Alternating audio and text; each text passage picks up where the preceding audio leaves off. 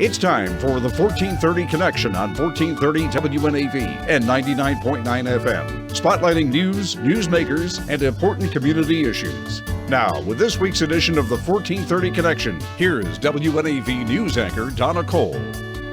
Welcome to the 1430 Connection. I'm Donna Coal. In the studio with me today is Bob Mosier, back once again, spokesperson for the Arundel County Public Schools. Welcome back, Bob. Thank you very much. Good to be here. And thanks again for joining me. If you haven't heard, it's beginning to smell a lot like school starting. It starts on Monday, August 22nd for the first of our approximately 81,000 students. Which means to our listeners, make sure you slow down, keep your eyes open for buses with their flashing lights, stop for those. What are some other good suggestions? Well, I think those are right.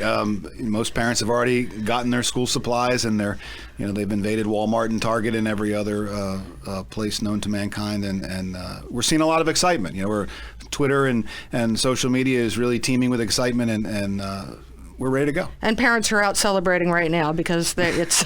I think for parents, it's been a short summer, really, but a long summer in some ways. Exactly, and so right. They're ready. And a hot summer, or at least the end part Exactly. of it. All right, so we have some parents in-house with kids in Anne Arundel County Public Schools. So some of these came from them, some came from out on the street, some I thought up myself. So we're going to start with later school start times. Where are we at with it? So the board will revisit that in the fall. As you know, we went through a long process last year in community forums and those kinds of things. The superintendent developed a plan and proposed a plan in his budget proposal in December. That plan was ultimately not adopted by the board after a significant amount of public feedback, and so the board then directed the superintendent to utilize the money that had already been allocated by the county council and come back with a plan as to what we could do with that. We did that late in the school year, and the board will revisit that in the fall. Okay, so as a casual observer, what I saw was everybody screaming for later school start times, especially the parents of high school students.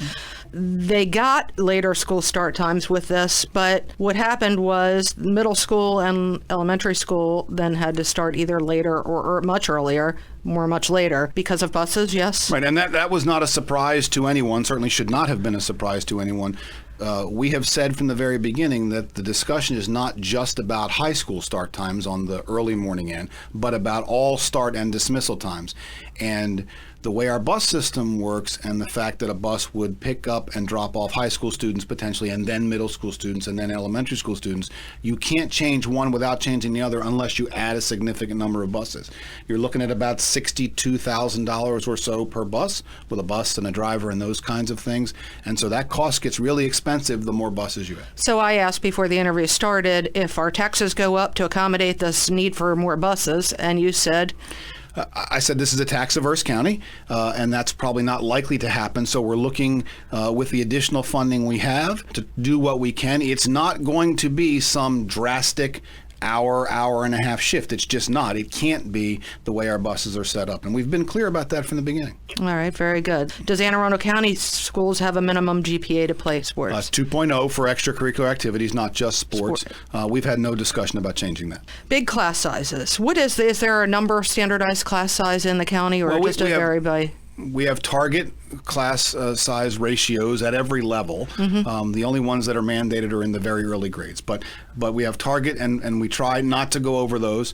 We have gone through a period in our county with 7 years or so of just maintenance of effort, the minimum amount legally acceptable funding, which has not allowed us to add classroom teachers. In the last couple years, through our partnerships with the county council and the county executive, we've been able to add teachers, and so that's helping, but we're growing at about 1,000 students a year. So that's right. Offset. But we added about 30 teachers just to address enrollment increases this year, so that obviously keeps pace, right? Until you grow some more, until another housing community comes But we are making, I don't want to understate the progress with the county council and the county executive, and especially the last 2 years, because we are making progress in that. Is there a different minimum class size for the accelerated classes? There is not. Homework. There's currently a movement afloat. There's been articles in the paper this week about Holyoke, Massachusetts, which is in an underperforming school. They're lengthening their school day in order that the kids do their homework at school where they have help with it. And is this something that the county schools have ever considered? So don't know that it's ever been considered. The amount of homework is addressed in our grading regulation, and people can find that online at AACPS.org. Both the amount of homework and the weight that homework has in a student's grade. The longer school day is an interesting thing, particularly in light of later start times that we just discussed. Right. I mean, everything is sort of interconnected, but a longer school day brings with it some other things, chief among them, athletics, extracurricular activities, and then if you want teachers to teach 8 hours instead of 7, hypothetically, you're going to bargain that with the Teachers Association, right? This might be hard for you, but you're wearing 2 hats here. You are the spokesperson for the county schools. You're also a dad. One daughter, high school senior this year. Is there too much homework? I don't know that there's too much homework. I think that we're going about it in different ways, right? And so, students are doing more things electronically today and more research electronically today than you and I did when we went to school. I say to my daughter all the time, this is a set of encyclopedias, and she says, what?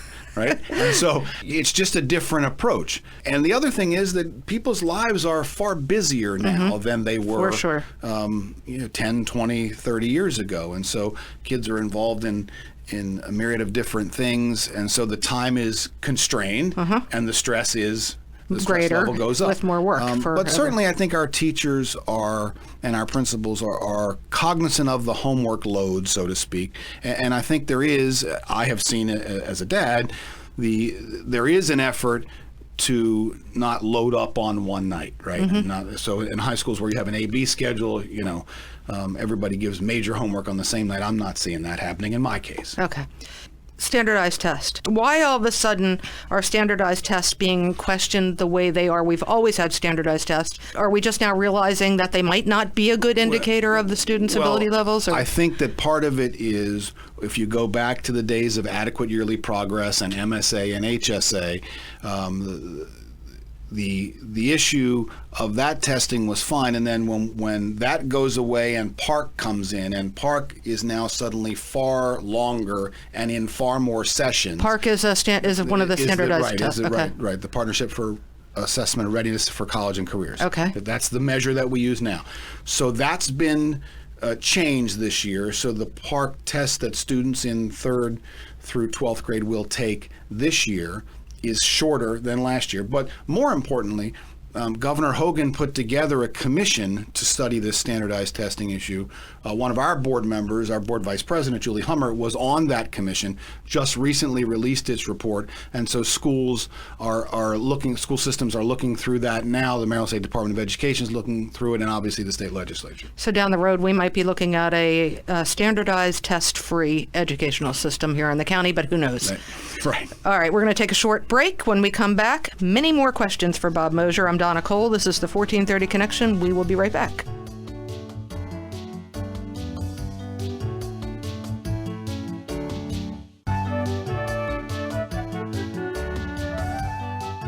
Welcome back to the 1430 Connection. I'm Donna Coal. In the studio with me is Bob Mosier, spokesperson for the county schools, Anne Arundel County Schools. And we're asking him all sorts of wonderful questions. We just finished up with standardized tests. Moving on, is a principal's salary at a school related to the number of kids at the school? So in a broad sense, yes. The salaries of principals are addressed in the negotiated agreement with the Association of Educational Leaders, which is the bargaining unit that they are part of. The theory behind it being that if you are managing a school with, let's just say, 300 students in it, or you're managing a school with 700 students in it, those are two different sets of skills, two different management responsibilities. I have to ask this. About a year ago, you were in here, and I asked you about singing. Here comes the smile. Singing the snow day announcement, and you said, no way. And then along comes a snow day, and you did what? So, I lost my mind for a moment. It was just, in the I thought it was great, by the way. That blizzard that we had, it was, I just had the idea that we should do something different. And we did it, to be clear, it wasn't the only message that we sent out to parents about school being closed. We had already sent out a message saying school was going to be closed the next day. So that was a midday message that was the boring one. And I said to my daughter, hey, we ought to do this. And I thought she'd say, Dad, you're crazy. And she goes, well, okay. She did not roll her eyes. And she did not roll her eyes. And so we put some lyrics together, and we did it in a very primitive way with a laptop and a cordless phone on speaker, and it was horrible. But everybody loved it, and it went a little viral. It was funny, and I tell people that in my 10 years in this position, that's the one thing I've misjudged the most. I never expected the reaction to it that it got media-wise. I just thought our parents would get a chuckle out of it, our teachers and staff would get a chuckle out of it, and that would be it. But, it was what it was, and it was funny, and I promised her that I would only do it one time, and so you're not getting an encore. Okay, if you say so, but I'm kind of skeptical because you said no, it wasn't going to happen. Yeah, so 2 years ago, we had the cat in the school for the opening week. Last year, we had the snow day. So what are you going to do this year to up the ante? Well, we like boring. We like normal and boring. Yeah, we're hoping for an uneventful opening. A couple years before that, we had the earthquake on the first day of school. So we're hoping to stay away from all of that this year. We'll let some other jurisdiction take the news on that. Okay, speaking of opening of schools, you have a couple new schools that will be opening. Tell me about those. Well, most immediately, West Annapolis Elementary School, the new West Annapolis Elementary School, a beautiful $24 million project that is now done. So the ribbon cutting for that will be on Monday afternoon at 2 o'clock. So we'll have a brief ceremony, and then kids will get to go inside and look at their classrooms and see their seats, and that's always exciting. And then they will begin class on Tuesday, a day later than anybody else. And then in the middle of the year, we will have the projects at Benfield Elementary and Severna Park High School completed. So we're looking at a mid-year move-in. Well, the Benfield students haven't moved out, so we're working around them and doing that in phases. Severna Park High School is, of course, being built next to the existing school, and so we're looking at a mid-year move-in there. And then looking ahead 4 years from now, 2020, what will we be looking at? Well, we're looking at Crofton High School, assuming that the funding stays as it's projected to stay, which I have no reason to believe that it won't. The board, just on Wednesday at its meeting, approved the schematic design for the high school, and so those plans are moving forward, and we're excited about that. That will obviously give us some relief in school size and crowding at the high school level. That will bring some students from Arundel and some from South River. And make a lot of people happy in Crofton. And exactly. We don't know yet if that will provide a magnet programs or not. Right, too early for that, and there's a whole process that'll play out with regard to the programmatic pieces at Crofton and the attendance boundaries and all that stuff. All right, speaking of magnet programs, we're going to address that when we come back. We're going to take a short break. I'm Donna Coal. This is the 1430 Connection. We'll be right back.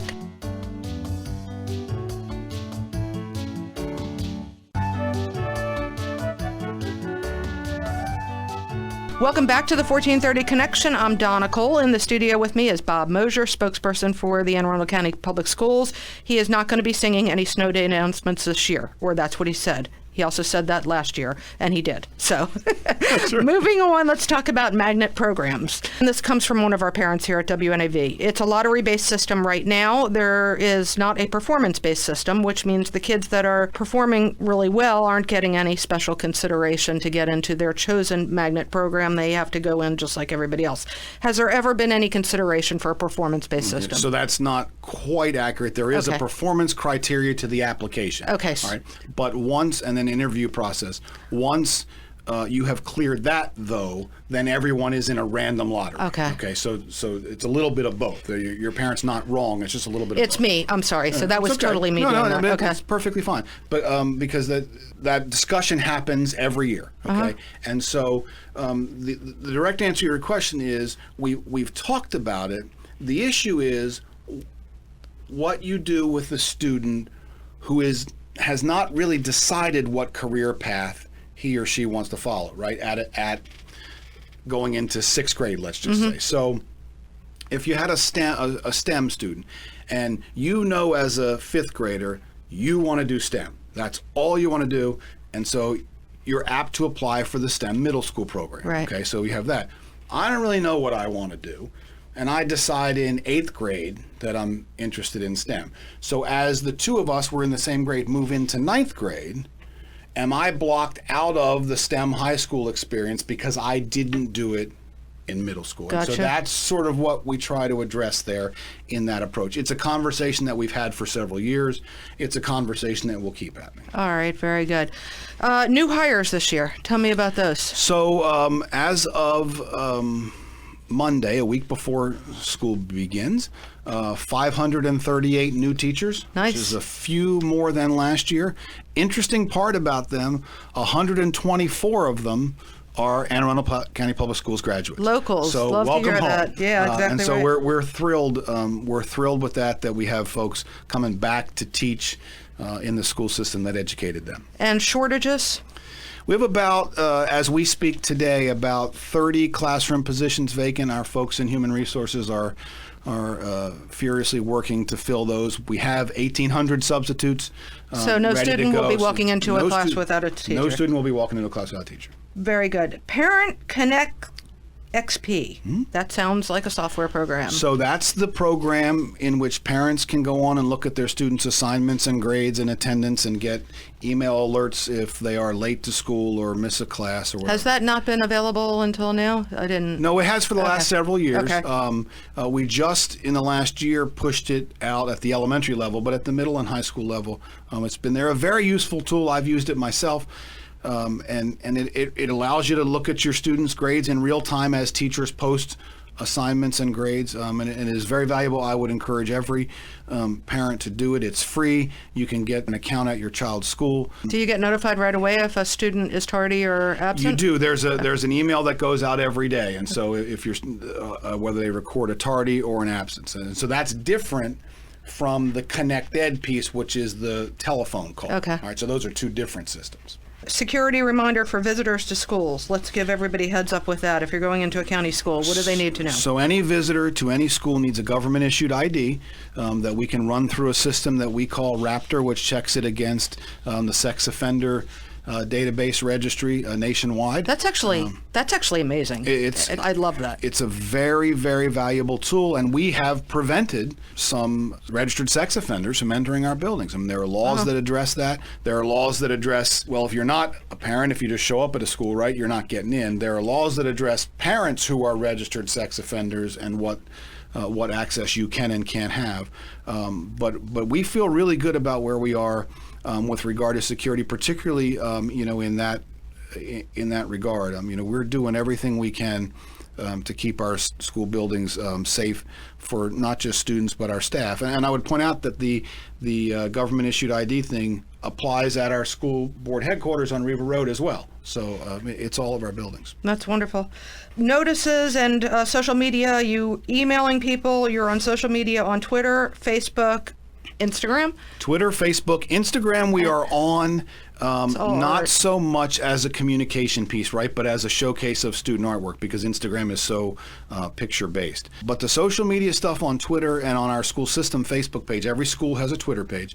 And if you've been watching it this week, it's really been cool to see. And we use two hashtags really during the year. Hashtag AACPS Back to Awesome for the back to school part, and hashtag AACPS Awesome for throughout the year. And so we follow those in our office. And we're seeing pictures of moms taking pictures of their kids doing back to school shopping and all that kind of stuff. And so we did slideshows last year from the first day of school and the first week of school, and we're going to be doing that again. So people should tweet their pictures out with those hashtags and we'll grab them. And I think I might have asked you this last year right as school was about to start. As we both know, with parents of teenagers, they're not using Facebook and they're kind of sort of using Instagram, but they are using...